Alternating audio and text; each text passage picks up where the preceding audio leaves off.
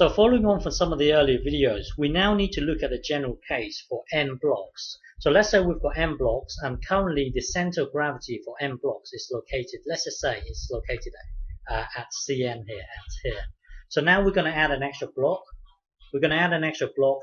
We want to calculate the new the location of the new center of gravity. It won't be here. It will be somewhere in between the two. Let's just say it's right here. Let's just say it's here. So this is our Cn plus 1. So we are now trying to seek Cn plus 1.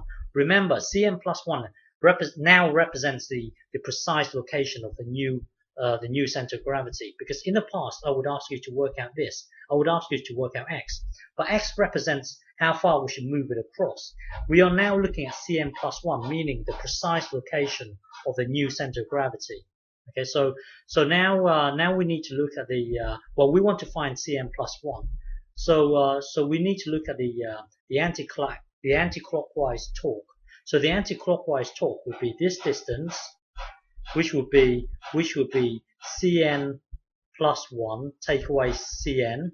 So that's distance times the mass of all the m times the mass of all these blocks, which would be n blocks. And then the clockwise torque would be this distance.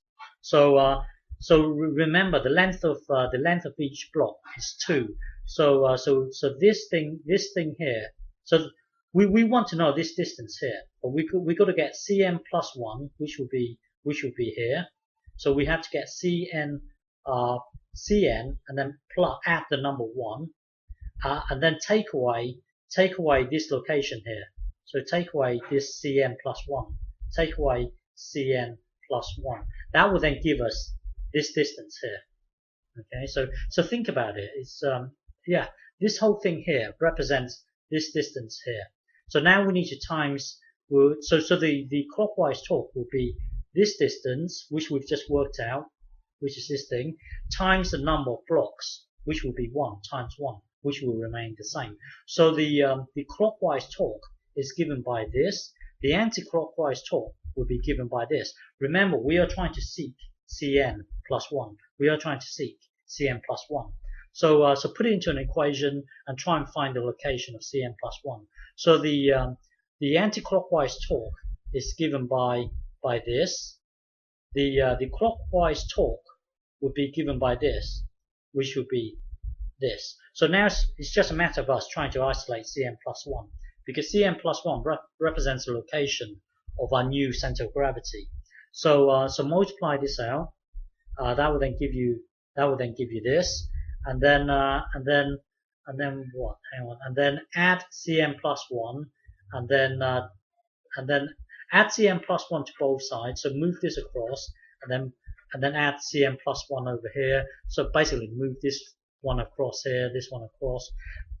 Do whatever. Well, it's really us trying to locate to isolate Cn plus 1. So that will then take us to here, and then now factorize Cn plus 1. So this will then become this, and over here factorize Cn. So Cn would be n here, and then you've got this here, and then this one here is right at the end. So that will then take us to this. So now we want Cn on its own. So divide both sides by Cn plus 1.